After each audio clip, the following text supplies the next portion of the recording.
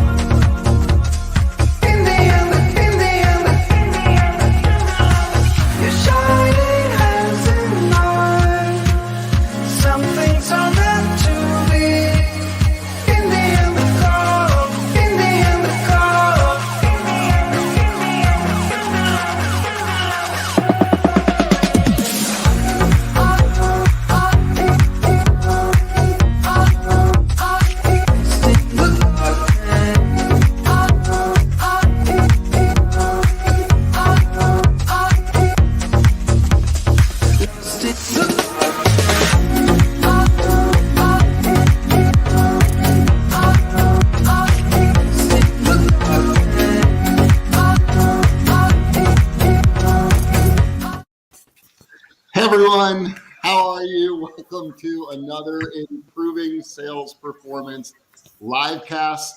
I hear something coming in. I wonder what that is. Welcome to another Improving Sales Performance livecast. I am so excited to be here. Today's show is absolutely fantastic. Our guest hosts and our guests are ready to go. We just had a little pre-meeting before we turned on the cameras, and there's a lot of good information that we're going to share today. So that's awesome. Couple of housekeeping things. So if you are joining us live, feel free to comment in the comment box. One quick thing I always like to tell people is that there's probably about a 15 to 20 second delay. So if you post something and it's a question, which we love questions, and we don't respond right away, it's just because we haven't seen it yet. I'm going to monitor the questions, and if there's one that I think it will add to what we're talking about at the moment in time, I will certainly interject and get that started. A couple other things. If you could share, if you're watching us on YouTube, if you could like, subscribe, and share this, that would be absolutely awesome. We'd really appreciate it, but only if you like the show. If you don't like the show, you don't need to share it. But if you do, if you could, that would be great. All right, it is October, and it is the month, all month long, we are celebrating and paying tribute to women that have made a difference in sales and sales leadership. That's exactly right. They're very important. And to do that, we've added a guest host to our show, and that is partner at CSS, Vice President, Senior Consultant, Stephanie Downs. And from here, I'm going to let her do the introductions and take over the show. Yes. All right. Perfect. So we have two fabulous guests with us today, Lori Clark, Dana Nagel. So glad you're with us. So quick introductions of both. Lori, I'm going to start with you with your introduction and your bio. Lori actually started her career with a national rep firm, and then after that joined KHOU in Houston. Let's see, that was as an account executive in 2001. In 2006, she was promoted to a local sales manager. And in 2012, I think it was, I don't see it in front of me, director of local sales. And Lori is a people leader. And I know that about you, even though it's not on the bio. I just know that you're a people leader and that you are very passionate about growing and developing people. And obviously your team even recognized that because you were one of the CSS Talent Superheroes a couple of years ago. Woohoo! Shout out for that. And you were also named Sales Manager of the Year by the Media Alliance in Houston in 2009 and in 2017. So thank you for being here. Dana Nagel, who is the Director of Sales at WKYC in Cleveland, Ohio. And I love what her bio says. It starts with saying she is a broadcast-born, NFL-bred media and digital marketing and sales leader, which is awesome. And Dana is known for leading change and developing teams. She thrives on positive energy and helping, but is always very focused on doing the right thing on the behalf of the client and making sure that their business wins and their business grows. And Dana actually started as a local sales manager at WKYC, left for a little hiatus, and was a director of marketing for an automotive specialty agency, and then was actually the media of sales director for the Cleveland Browns before coming back to WKYC as the director of sales. So thank you both for being here today. So super fast bios there. All right, so let's jump right in. Lori, I'm going to come to you first, and then Dana, I'm going to come to you after that. So Lori, thinking about, just the overall sales department and the sales organization, when you think about how do you know that you're on track and staying on track with the team, talk to me a little bit about the 3 to 5 performance indicators that you're looking at on a regular basis. Well, I would say the 3 to 5 performance indicators we're looking at on a regular basis is obviously the revenue, of course. How are we pacing to budget? Are we meeting those benchmarks? But backing it up from that is also about the activity and the pipeline. Like, are we prospecting enough people? Are we having enough discovery calls? Are we having enough requests for presentations? And then what's our close ratio look like? A couple of the other things that we look at regularly is the retention of clients as well. Are we able to retain them, meet their goals, and help them continue to grow? And then from the salesperson front, like, is everybody on the team contributing? And what does that look like? And so those are really like the 3 to 5 things we're regularly evaluating and looking at. Yeah. And you recognize the importance that obviously the more people on the team, the depth of people contributing to the overall revenue performance, the more likely it is that the team's succeeding as a whole, right? Absolutely. Yeah. The more people we have in the top tier, or like we say, in the green, hitting those numbers and hitting those marks, the better. But you can't really get to that if you're not looking at the activity and the work that goes in behind that. Yeah, for sure. And Dana, I know you and I have a similar conversation about that, about the depth of people on the team contributing. What else would you add that you look at on a regular basis? Well, I agree with everything Lori said. The other thing, though, I think is besides the tactical, is more the intuitiveness. And I'm a high energy person. So I know immediately how people on our team are feeling that day just by walking by, right? I love high energy, and I feel that when you're enthusiastic, I think that starts at the top. So I personally hold myself responsible for my team's enthusiasm and passion. Like, I love my job. I love coming to work. I love working with the people that I work with. I'm so lucky. So I want to make sure they know that. And if anything's contagious in Cleveland, I want it to be the enthusiasm that we have, nothing else. But I really think that that's the most really, really important. It's that it helps create a good culture, and I love energy. So yeah. And I know that's something that you're very intentional about doing. The whole culture piece of it is making sure that that's aligned and that is throughout the whole organization. You do an exceptional job on that. I know I've actually written a blog that when I interviewed you on that topic before for our talent magazine. So Dana, staying with you for just a second on this one. So thinking about just sales managers as a whole, what are the big rocks, just to use that term, what are the big rocks that they should stay focused on? I think the biggest rock is the right people. If you don't have the right people on your team, it's almost impossible to achieve the goals that we have to achieve. So I think it's people first. And that under that umbrella is hiring right. So, and then of the people that you have, I always tell my sales managers that it's their personal responsibility to evolve and grow everybody on our staff, right? Yeah. So it's all comes with the people. If you don't have that right mix, it makes everything else harder. Yeah, I'm fortunate because everybody on my team they know their why. I think that's another important thing is, make sure you know the why. They know why we're doing what we're doing. I don't think that always gets filtrated all the way down. Salespeople know their why. They have to drive revenue, but the why for everybody else, I have to make sure we communicate. I always tell the other big rock is remove obstacles. The managers, I challenge them to remove obstacles, because you won't know it's a problem until it's a problem, right? So you have to make sure that your staff knows that you're committed to removing those obstacles. It could be a workflow process that you've been doing the same way, but something's changed. It's no longer as efficient or as effective. So our job as managers is to remove obstacles out of their way.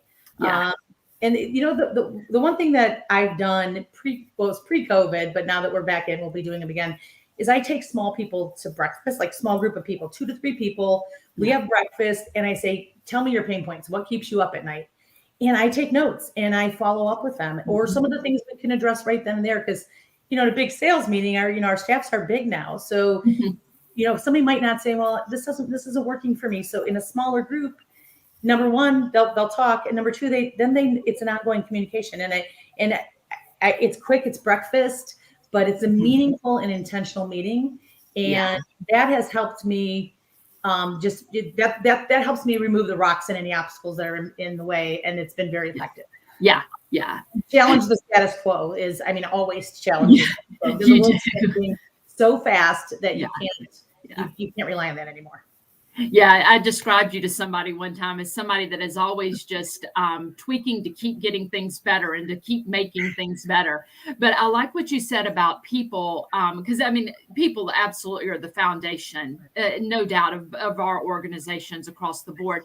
But it's not just about selecting the right people and having the right talent. It's about having, the fit and the right position and in the right role, and the coaching and developing. That's an ongoing thing, right? Totally Lori, what would you add to that as far as big rocks that sales managers should be focused on? Well, I think our business has changed so much. And then also from a client's perspective as well. I think all the things that Dana said are absolutely true. And I'm actually going to, steal some of her ideas in terms of making sure that we're hearing what people's problems are. But it is also about helping coach and develop the people that we bring on to understanding the business aspect of things, not just focusing on the marketing piece of it, but understanding how to ask the right business questions to clients, because business owners need that more than ever right now, because there's so many options and so many different ways they can market their business. Really making sure your people understand how to ask the right business questions will help them all be more successful. So all the things that Dana said, and I would just add that one thing. Yeah, for sure. So you said something at the very beginning of that. You just said something about our business has changed, right? It has. It's changed drastically in the last, 5 years, but definitely in the last couple. So how has the role of the sales manager changed? Let's just start there. So Lori, you first, and then Dana, I'll let you backfill on that one. Well, I think it just continues to evolve, right? I would say our role continues to change, just like businesses continue to change, just like people's habits continue to change. I think more than ever, team members are really looking to make sure that you're invested in them. And I'm not saying that people didn't always want that, but I think the demand on that is more than it ever has been, because it's a competitive work environment. People stay at companies because they like their manager and they feel valued. So I would say that's one of the bigger things. And then managing, obviously, in a remote world. And it's never going to probably go back to exactly what it was before. So just making sure you understand how to make those connections with people, and also how to hold people accountable through that. And I have a whole different philosophy about accountability as well. But I think the making connections with people, making them feel valued, understanding their challenges. How do you do that in a hybrid environment? And you just have to be more intentional about it. Yeah. And if time allows, I'm going to come back to you on that accountability piece. But Dana, first, what would you say about the sales managers today? Well, I agree with the accountability, and there's a lot more tools to help us with that. But the other thing, because of the changing world, we're changing ecosystem, not only what we sell, how many products we sell, but also the changing world that we're in, that ongoing communication with clients. You can have a conversation with a client and 2 weeks later, their operations have changed or something has changed in their world because of the world, right? So you have to have a plan. And because we're so retail driven and a lot of our clients are retail driven, that ongoing communication with clients is, I think, more critical now than ever. So, and often communication. Yeah. Yeah. So I'm curious, just to, Stephanie, let me jump in just for a second. And because I think both Dana and Lori are saying something that is really important that I think we should put an exclamation point on. It's the intentionality of the work that we're doing. I think we always knew it was important to care about people. We always knew that it was important to grow and develop our people. But to be more intentional about it now seems to be even more important, especially with what's going on with people considering where are they working and do I want to be here or not want to be here? Do I want to be remote? Do I want to be hybrid? Do I want to come in the office? There's just so many things going on. I think the intentionality, which both of you have said a couple of times, is really something, whether it's with clients or with our people, is something that really good, smart leaders are paying attention to right now. So not that it's new information, but I thought it was important enough to stop for a second and emphasize it. Yeah, for sure. So question for both of you, Dana, you first, and then Lori. So think about, I mean, we probably have sales leaders listening to us today, right?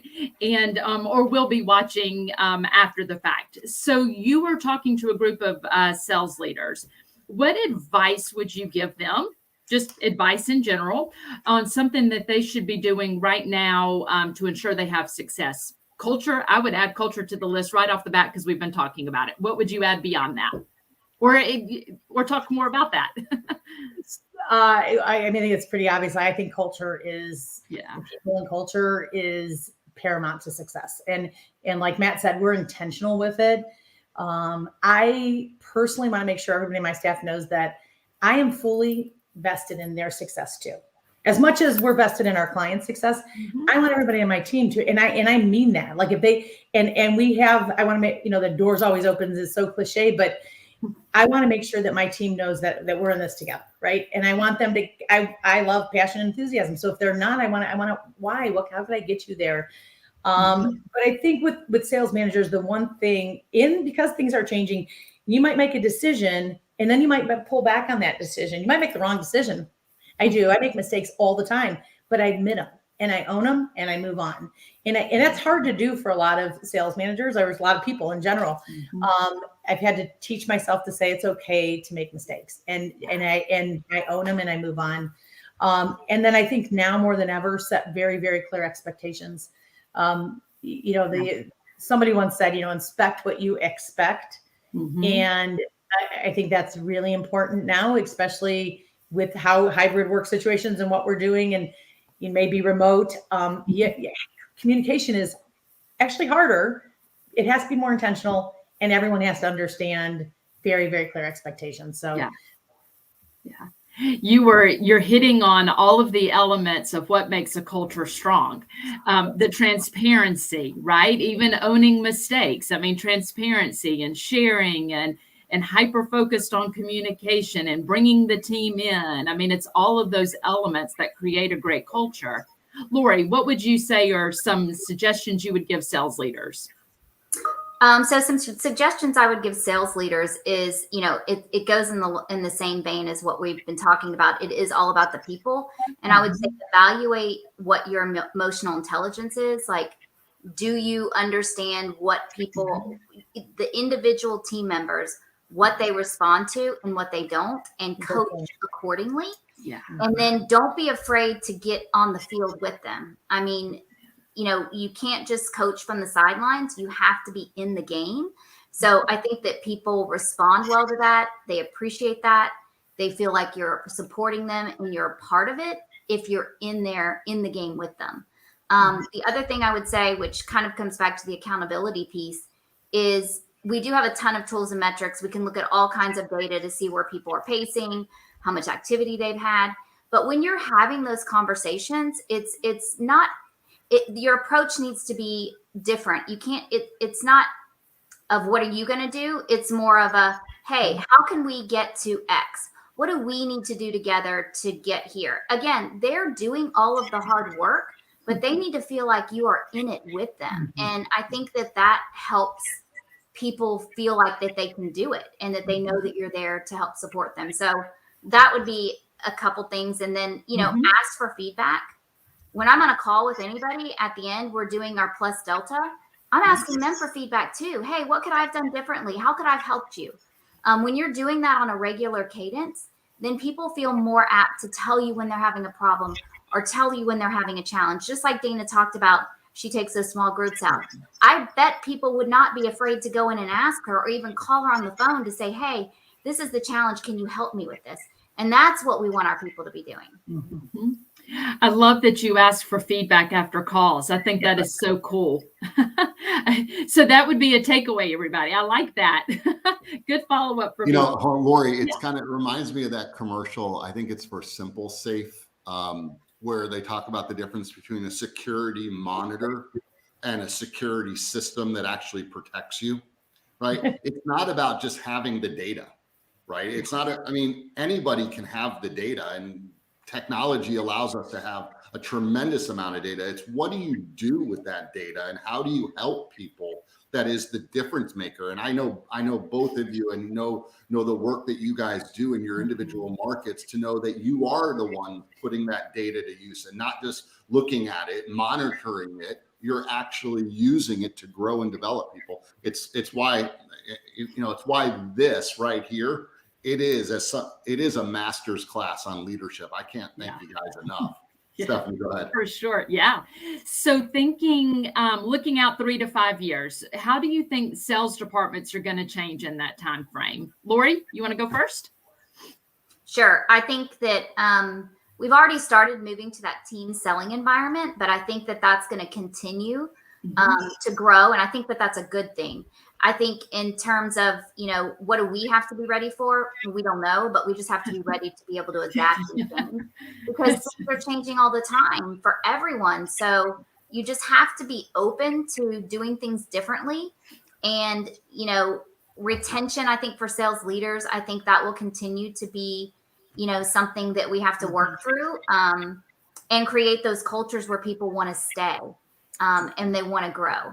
And then, I think as an industry, because we're moving to that team selling environment, how do we help those people in the fulfillment piece of the world, of our world? How do we help them continue to grow their careers? And what does that look like? We have to figure out that path.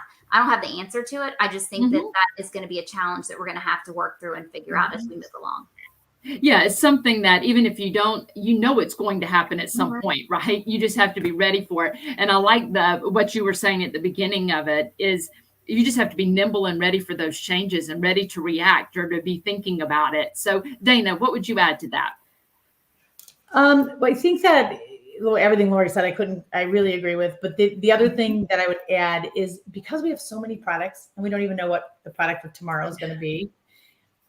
It's very data driven. So people are making decisions based on data more than ever. Yeah. So you have to understand the data. You have to learn the data. But I'm a big proponent of I want to be the most thorough in the marketplace. So here's what you bought on us. Here's how we perform. So we make sure we have our proof of performance and that goes out regularly because I want them to know that we're tracking everything. So I think that data driven is more important because now that you have it, you have to show that you're hitting those benchmarks and have those discussions before. If you're not comfortable doing that now, you better get up to speed really quick because it's already here and it's going to, as more and more products happen, there's more and more competition too. Every product line that you add, there's different competitors. So we have to be best in class. And, I always that customer service is going to be more important than ever. Mm-hmm. Yeah, I would just add to that, Dana, just like we take the same approach with our salespeople, like we're in it with them. Yeah. The same thing with our customers, which is exactly what Dana was talking about. Like we are in this with you. We understand what your challenges are. Here's the solution. And we're evaluating those every day, so that we can be better for them and for us. Totally agree. Yes, because ultimately when their business grows, our business grows, right? When they win, we win. So, Matt, I've seen you popping up a few different comments from people in in the comments anything there that hasn't. If not, we will wrap up. No, I think I just wanted to make sure I'd given you a chance to do that. Yeah, no other things that I haven't pointed out. The importance of culture and leaning into caring and growing people seems to resonate a lot with both Dana and Lori, and it's interesting to see what people pick up on and what they comment about. That seems to be a reoccurring theme. Yeah. I have a feeling that this video gets played a lot over the next few months and weeks, as there's a lot of great information in this one. Yeah. The definite focus on the importance of people and culture, right? Yeah. And people feeling valued I think that was one of the words I saw pop up a few minutes ago. So Dana and Lori, thank you both very, very much for joining us today. We appreciate it, and appreciate the impact that you're making on your sales organizations. And Stephanie, thank you for co-hosting, but your job's not done. You're going to be back. I'll be back next week. So real quick, I love if you want to get a hold of Lori or Dana, you can reach out to them directly on LinkedIn, and we'll go ahead and put both of those banners up there now. Dana's is up there now. Lori's was up there just a second ago. Both of them, I know them both well enough to know that if you do have a question or you do want to follow up, just message them, connect and message them on LinkedIn directly, and you can talk to them that way. Next week, we are fortunate enough that we are going to have Stephanie back as my co-host, and we're going to have two amazing women on the show, Julie Long and Katie Reed from Cox Media Group. The radio division will be joining us, and I know that they're going to have lots of great information to share. And then last, but not least, the Center for Sales Strategy, we are conducting a media sales survey right now. It is for salespeople and for sales managers. If you could go to the css.buzz/media sales survey, share it with your sales departments. The more people that we can get to fill it out, the more valid it is. We will share all of the results with everybody in December. So if you could do that, that would be great. Everyone, it was great having you on the show. And Dana and Lori, thank you so much. Stephanie, thank you. Thanks, guys. Bye. Thank you.